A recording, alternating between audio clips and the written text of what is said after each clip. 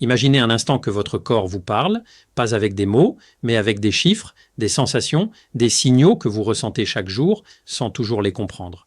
Une fatigue qui s'installe sans raison évidente, une soif plus fréquente, une baisse d'énergie après les repas, une glycémie qui refuse de se stabiliser malgré vos efforts.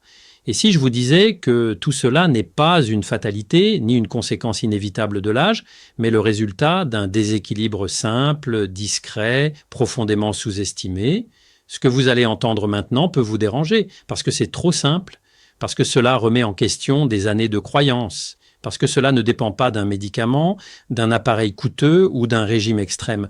Et pourtant, c'est précisément cette simplicité qui peut changer votre trajectoire de santé.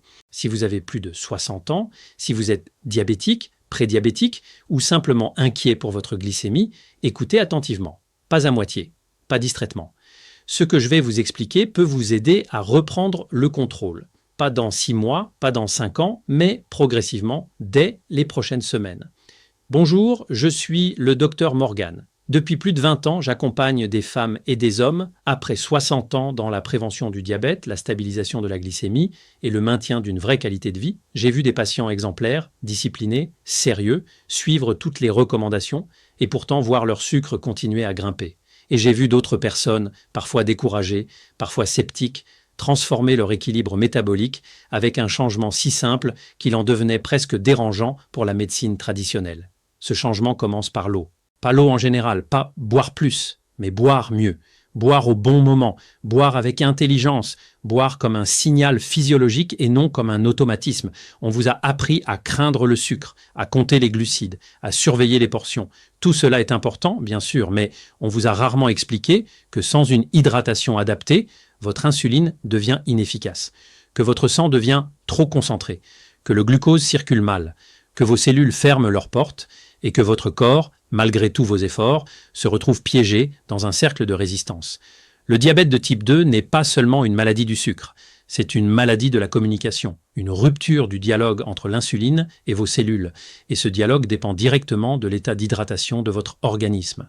Quand le sang manque d'eau, il devient plus épais, le glucose y stagne, l'insuline doit forcer, le pancréas s'épuise, les pics deviennent plus fréquents, la fatigue s'installe et peu à peu, sans bruit, les complications avancent. Ce qui rend le diabète si dangereux, ce n'est pas seulement le chiffre sur le lecteur de glycémie, c'est son caractère silencieux. Il abîme les nerfs, les yeux, les reins, le cœur, souvent sans douleur au début.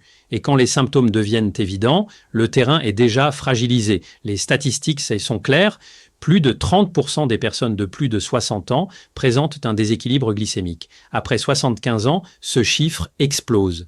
Et pourtant, une immense majorité de ces personnes n'a jamais reçu d'explication claire sur le rôle central de l'hydratation dans la régulation du sucre sanguin.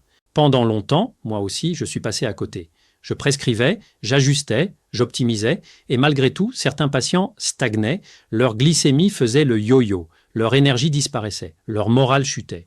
Jusqu'au jour où j'ai commencé à observer un détail que personne ne regardait vraiment, la façon dont ils buvaient de l'eau. Pas la quantité totale sur la journée, mais le rythme, le moment, la température, la présence de minéraux, et surtout le contexte hormonal dans lequel cette eau arrivait. C'est là que tout s'est éclairé. L'eau n'est pas un simple liquide, c'est un vecteur, un messager, un signal biologique. Selon le moment où vous la buvez, elle peut dire à votre corps « stocke » ou « cra », régule, résiste ou « coopère ».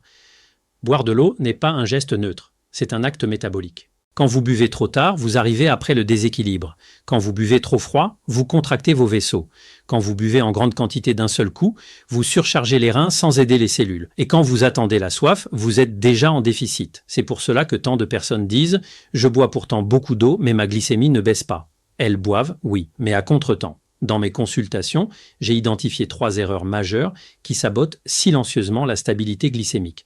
La première erreur, c'est attendre la soif.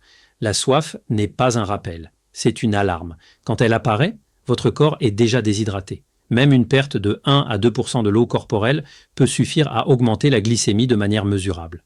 La concentration diminue, l'insuline agit moins bien, le glucose reste bloqué dans le sang. Imaginez un fleuve, tant que l'eau circule, les bateaux avancent. Mais quand le niveau baisse, tout ralentit. Le sucre, dans votre sang, fonctionne exactement de la même manière. La deuxième erreur, c'est boire trop vite. Beaucoup pensent qu'avaler 1 litre d'eau d'un coup va nettoyer le sucre. En réalité, le corps n'absorbe efficacement que 200 à 250 millilitres toutes les 15 à 20 minutes. Le reste est éliminé. Résultat, vous croyez bien faire, mais votre métabolisme ne profite de rien. La troisième erreur, très fréquente, c'est l'eau glacée. Elle donne une sensation agréable, mais chez les personnes de plus de 60 ans, elle provoque une vasoconstriction brutale. Les vaisseaux se resserrent, le flux sanguin ralentit, l'arrivée du glucose et de l'insuline vers les cellules devient plus difficile, exactement l'inverse de l'effet recherché. À partir de ces constats, j'ai développé une approche simple, progressive, respectueuse de la physiologie. Une méthode que j'utilise aujourd'hui avec la majorité de mes patients. Je l'appelle la méthode H3+1. 4 moments clés dans la journée. 4 gestes précis. 4 occasions de redonner à votre corps les conditions dont il a besoin pour réguler le sucre naturellement. Le premier moment, c'est le réveil. Après une nuit entière sans boire, votre sang est plus concentré. Le cortisol était naturellement élevé. La sensibilité à l'insuline est à son maximum. C'est une fenêtre biologique précieuse.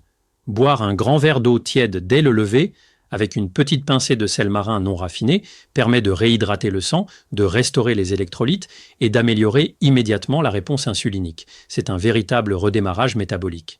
Le deuxième moment, c'est avant les repas.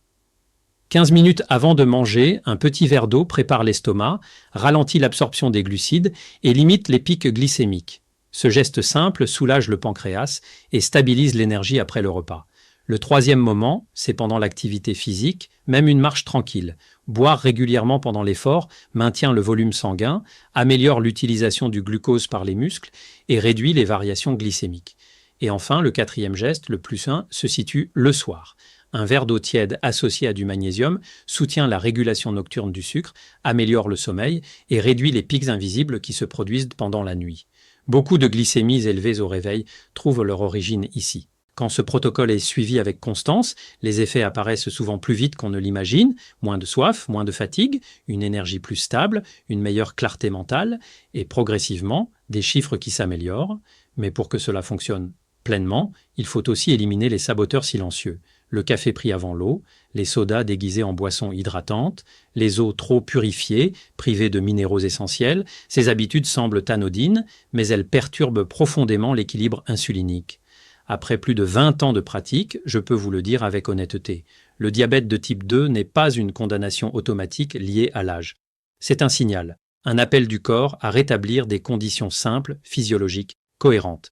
Aujourd'hui, vous avez cette information, vous avez ce levier, vous n'avez pas besoin de tout changer, vous n'avez pas besoin de tout comprendre d'un coup. Commencez par l'eau, par le moment, par la régularité, par l'écoute, parce que parfois la différence entre un corps qui s'épuise et un corps qui se stabilise ne tient pas à une molécule complexe, mais à un verre d'eau pris au bon moment, avec la bonne intention, et ce choix, vous pouvez le faire dès aujourd'hui.